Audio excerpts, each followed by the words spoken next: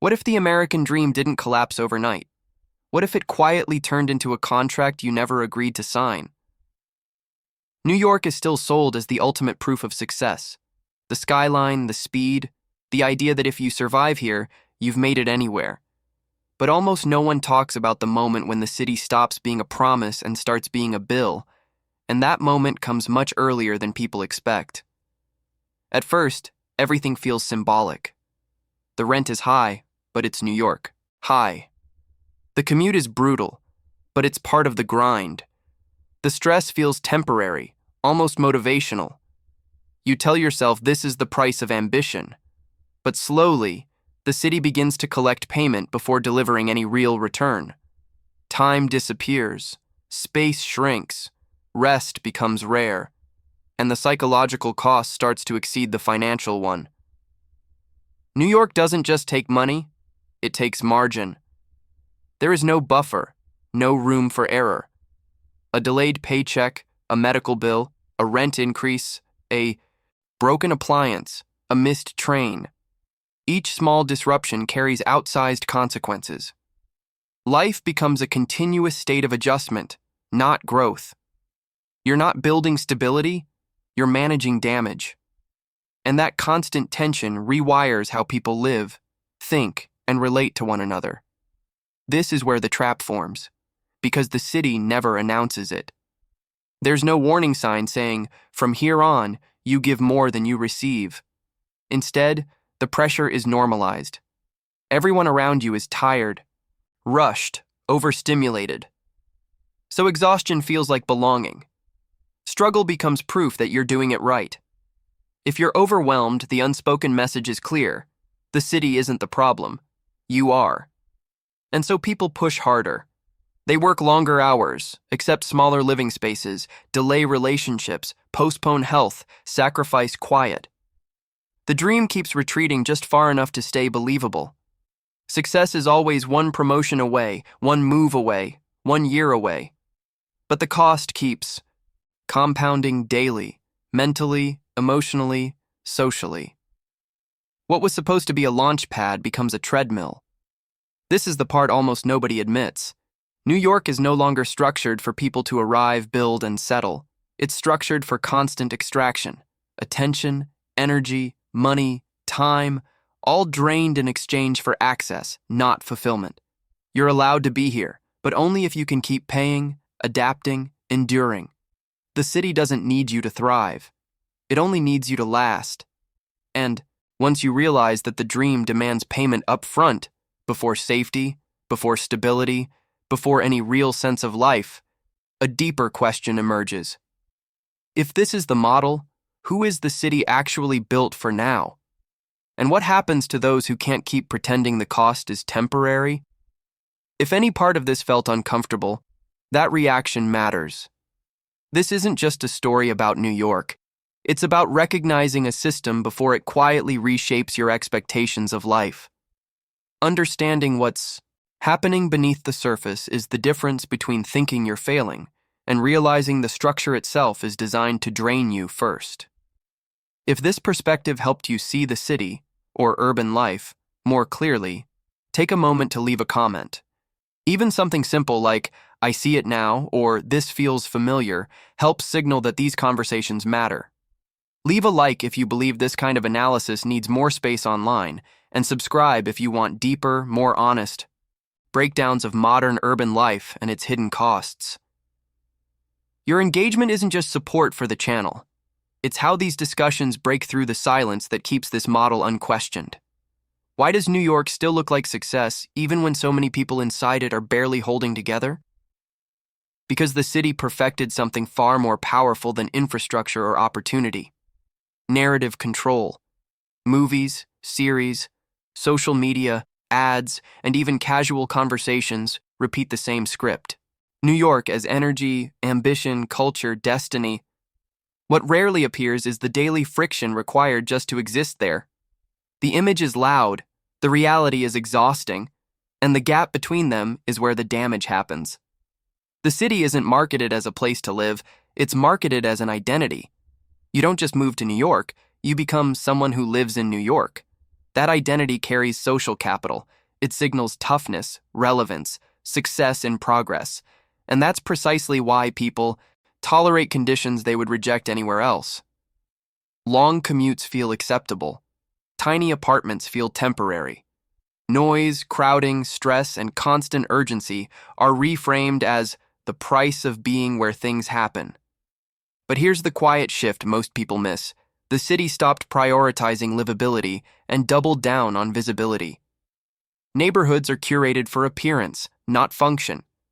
Public spaces are designed to look vibrant, not to feel restorative. Even leisure is compressed, rushed, transactional. You're always consuming the city, rarely recovering from it. Life becomes performative, not because people want it that way, but because the environment demands it. Social media intensified this distortion.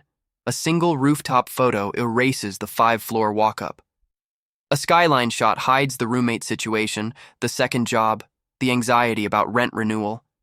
The algorithm rewards moments, not context, and so everyone appears to be thriving while privately deteriorating. The city becomes a stage where admitting struggle feels like failure, even when struggle is the norm. This facade doesn't just mislead outsiders, it traps insiders. When reality doesn't match the image, people internalize the mismatch. They assume they're doing something wrong, that they're not hustling hard enough, not optimizing enough, not resilient enough. The city avoids accountability because the narrative absorbs the blame. Glamour becomes insulation against criticism. Over time, this creates a dangerous feedback loop. The more unlivable the city becomes, the louder the branding gets, the harsher the conditions, the more iconic the imagery. Because image is cheaper to maintain than quality of life. And as long as the myth holds, the system doesn't have to change. The result is a city that looks alive but feels hostile, a place optimized for attention, not for humans. And once you see that New York is selling participation in an image rather than a sustainable life, another question becomes unavoidable. If the glamour is the product, what happens when people can no longer afford to play their role? At some point, people realize the problem isn't just that New York is expensive. It's that the city is designed to charge you for existing incorrectly. Not dramatically, not all at once, but quietly, constantly, through 1,000 small penalties that turn everyday life into a test of endurance. The rent is only the headline. The real cost lives underneath it. Every action has a surcharge. Being late costs money. Being early costs time. Being sick costs stability. A missed train, a delayed paycheck, a small mistake in paperwork, a forgotten fee. None of these are catastrophic on their own. But in New York, there is no slack in the system, no breathing room. Every inconvenience compounds because the margins are already gone. You're never recovering. You're constantly compensating. This is how stress becomes structural. People don't just feel anxious, they operate under permanent alert. You learn to calculate everything. How long you can stand still without spending, how far you can walk instead of paying, how much silence you can trade for a cheaper apartment, how much dignity you can compress into a smaller space. Life turns into logistics. Existence becomes optimization. What makes this trap invisible is that it doesn't look like oppression. It looks like adulting, responsibility, toughness. The city reframes punishment as maturity. If you're overwhelmed, the assumption is that you mismanaged something. But the system itself is unforgiving by design. It rewards those who can absorb instability and quietly discards those who can't. Over time, this changes behavior. People stop experimenting, stop taking risks that don't promise immediate returns, stop resting. Even joy becomes conditional, something you schedule, budget, and justify. Spontaneity fades because spontaneity is expensive. You're not choosing less life, you're adapting to survive. And here's the most unsettling part. Many don't realize how much they've lost until they leave. Only in calmer environments do they notice how tense their bodies were, how fragmented their thoughts had become, how normal it felt to live under constant low-grade pressure. The city trains people to mistake exhaustion for ambition. This is why the cost trap works so well. It doesn't feel like a cage. It feels like a challenge you haven't mastered yet. And as long as people believe that enduring more is the path forward, the system never has to explain why living started to feel like a punishment. Because once you ask that question, another one follows immediately. If simply existing here carries penalties, who is this city actually designed to protect? And who is it slowly pushing out?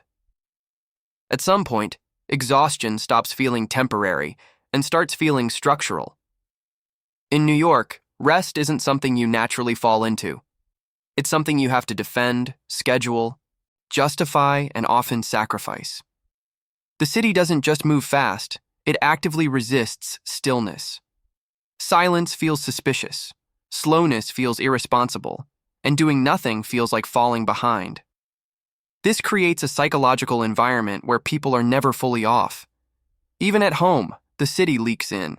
Sirens, neighbors, deadlines, notifications, financial calculations.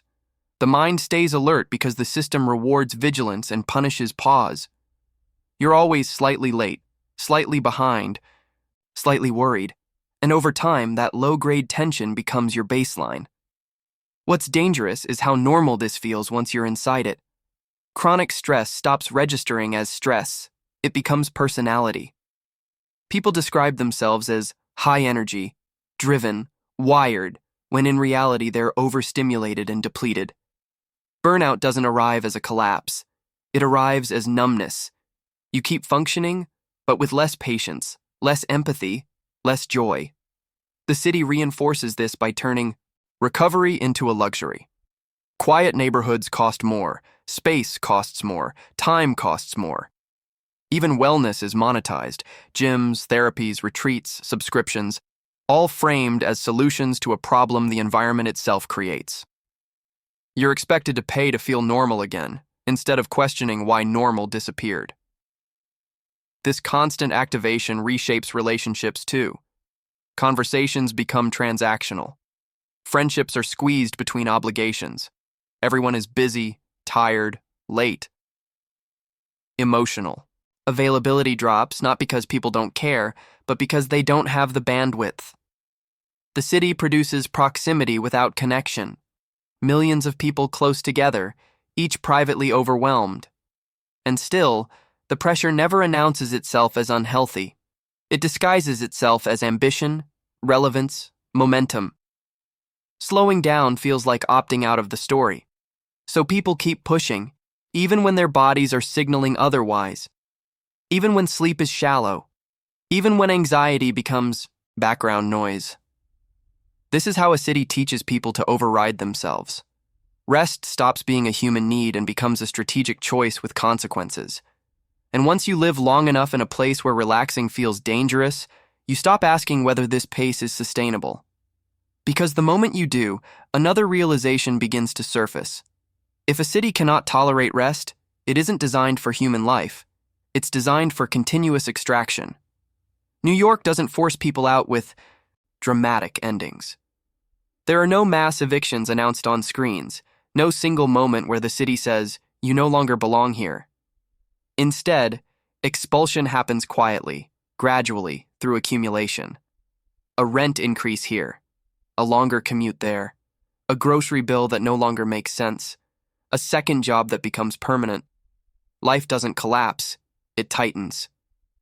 At first, people adjust. They move farther away. They shrink their living space. They accept roommates they didn't plan to have in, their 30s or 40s.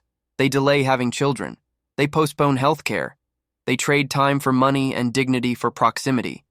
Each compromise feels temporary, rational, survivable.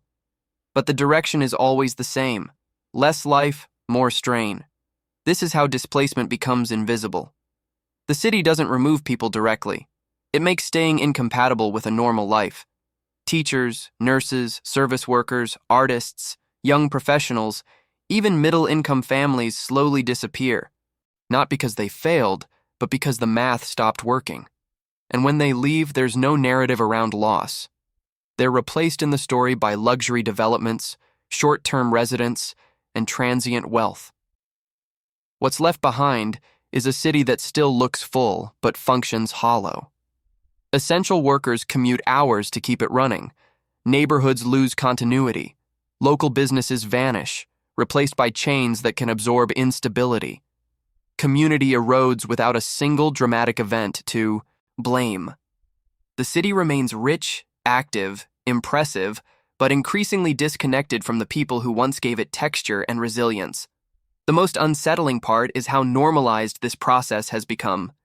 Leaving is framed as a personal choice, not a systemic outcome. People move on.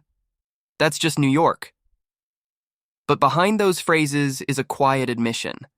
The city no longer expects to hold its people long-term. It treats residents as temporary inputs, not citizens with futures. And so the expulsion continues without protest, without sirens, without acknowledgement. Those who stay convince themselves they're winning. Those who leave wonder why enduring felt like failure. And the city avoids accountability because the exits are silent. But this raises a deeper problem that rarely gets addressed. If the people who make a city function cannot afford to live in it, what kind of city is being built? And how long can that imbalance last before something fundamental breaks? New York is one of the wealthiest cities on earth, yet for the people who actually live there, daily life increasingly feels fragile, inefficient, and hostile. This is the paradox that defines the modern city. Capital is abundant, but functionality is scarce. Money flows through New York at historic levels, but very little of that wealth translates into comfort, stability, or dignity for ordinary residents. Infrastructure tells the story clearly. Transportation systems feel permanently overstretched. Delays, breakdowns, and overcrowding are treated as background noise. Housing stock ages while prices rise. Public services struggle to keep pace with demand. And instead of improving the lived experience, much of the city's investment is channeled into optics, landmark projects, luxury developments, prestige zones, spaces designed to signal prosperity rather than support daily life. This creates a city optimized for valuation, not habitation. New York functions exceptionally well as a financial asset, a global brand, a destination for capital and short-term consumption.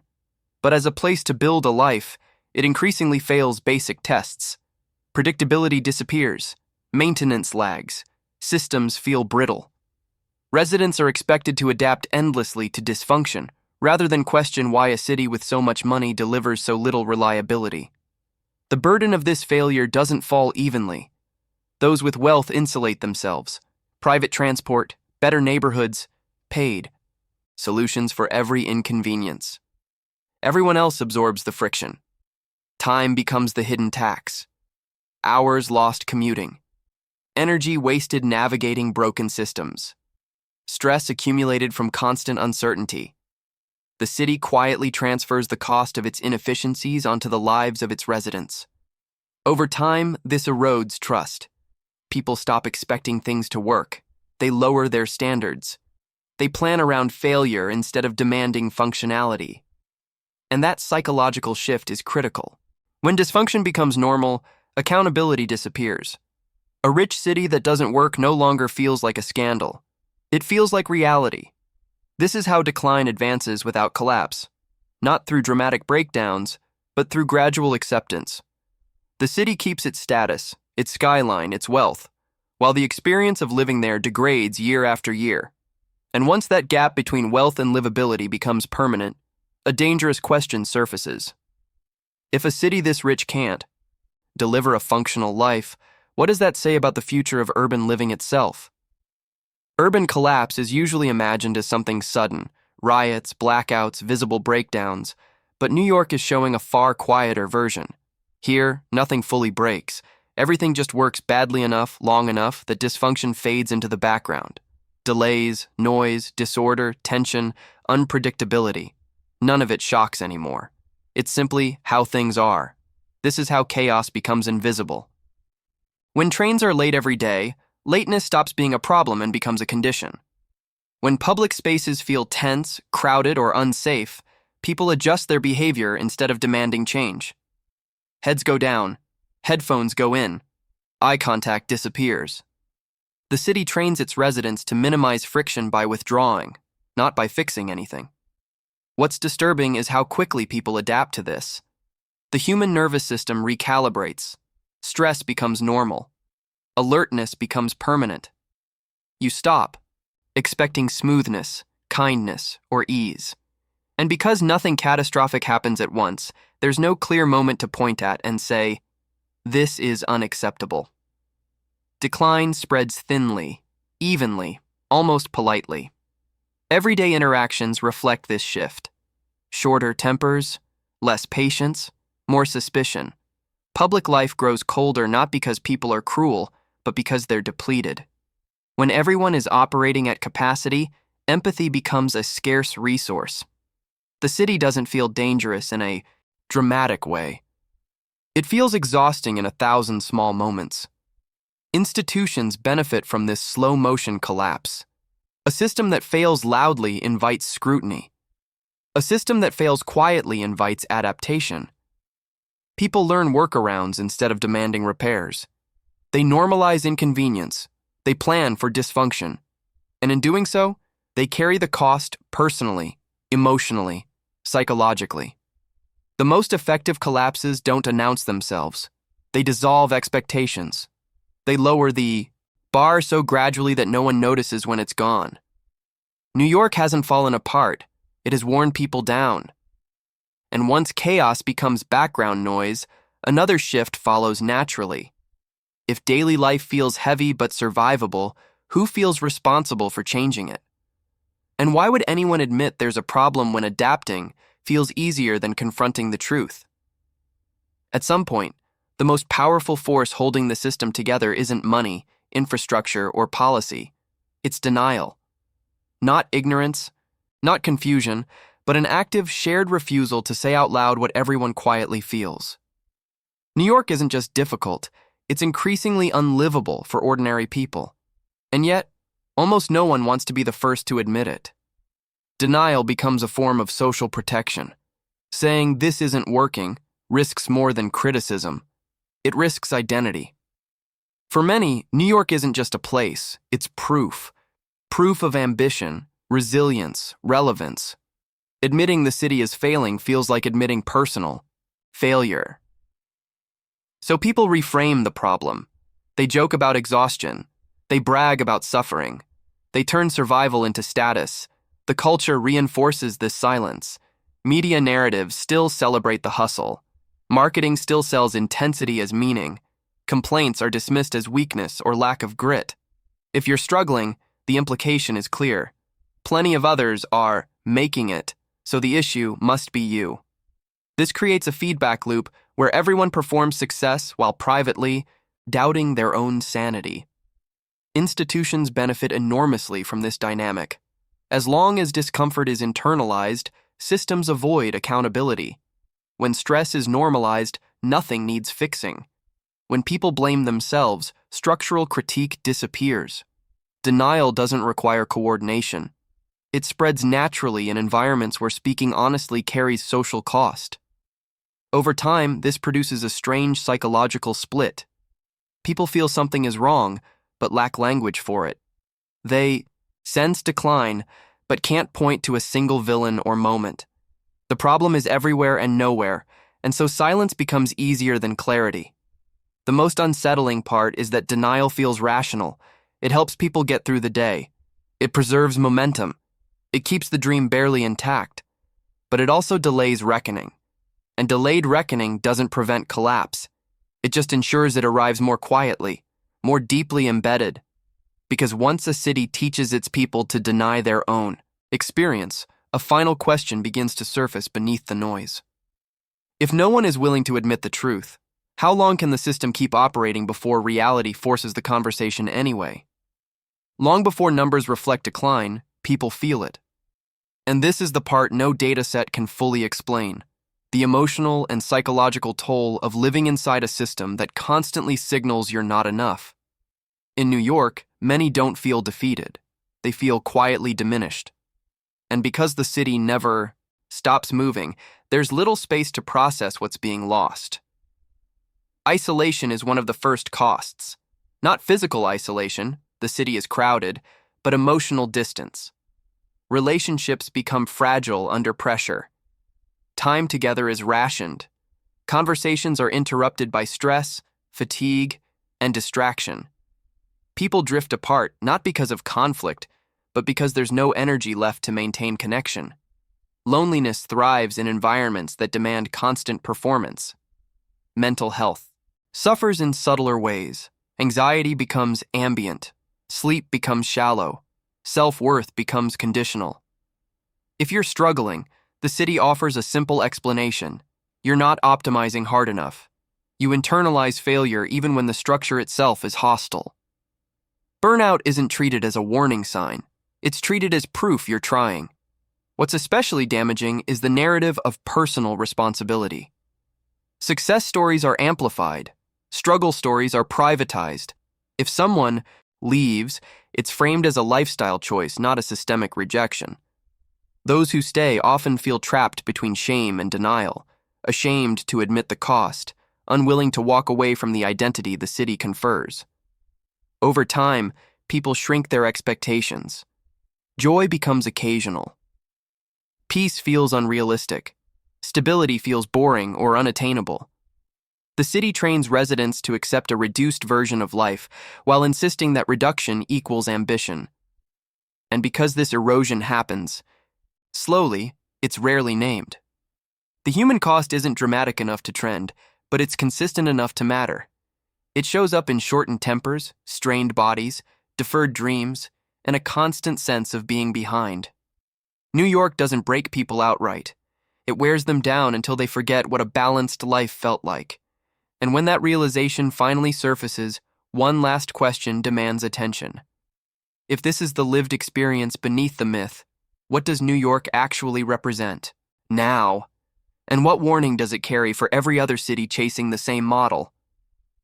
At this point, New York stops being an exception and starts becoming a signal. Not a failure in isolation, but a concentrated version of a model spreading quietly across the modern world. What's happening here isn't chaos. It's calibration. A city optimized for capital flow, visibility, and extraction, slowly deprioritizing the human experience that once justified its existence. New York still functions. Flights. Land. Markets move. Buildings rise. But that's precisely why the warning is so easy to miss. The system hasn't collapsed. It has evolved into something colder, more efficient, and far less forgiving. The city no longer promises a life. It offers access.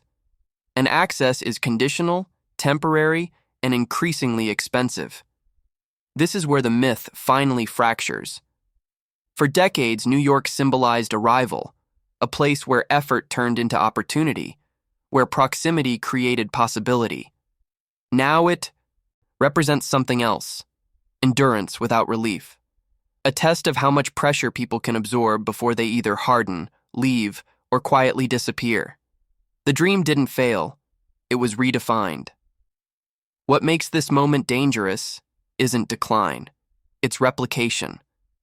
Other cities are watching closely, copying the same logic, monetizing space, compressing life, selling image over livability. Airports, downtowns, revitalized districts, luxury corridors, all following the same script. New York is, simply further along the curve. And that's why denial matters so much. As long as this city is still spoken of as the pinnacle, the model remains unquestioned. As long as people believe suffering equals ambition, the system avoids redesign. The trap doesn't need to be hidden anymore. It only needs to be normalized. The real shift happens when people stop asking, "Can I make it here?" and start asking, "Why does making it feel like this?" That question threatens the entire structure, because it reframes endurance as a cost, not a virtue.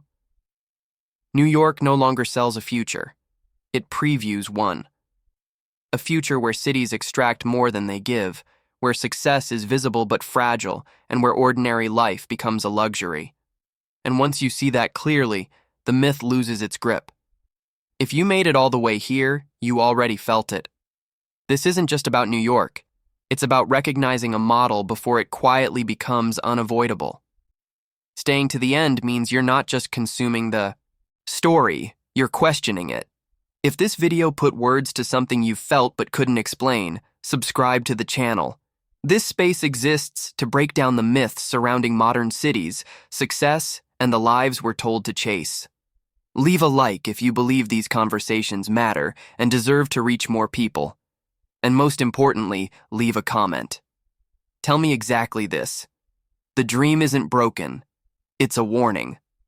That single sentence tells the algorithm, and everyone reading, that you understood the message. If you want to go deeper, watch the next video appearing on your screen now. It continues this analysis by exposing how other cities are following the same path, and why the cost always shows up first in people's lives, not in headlines.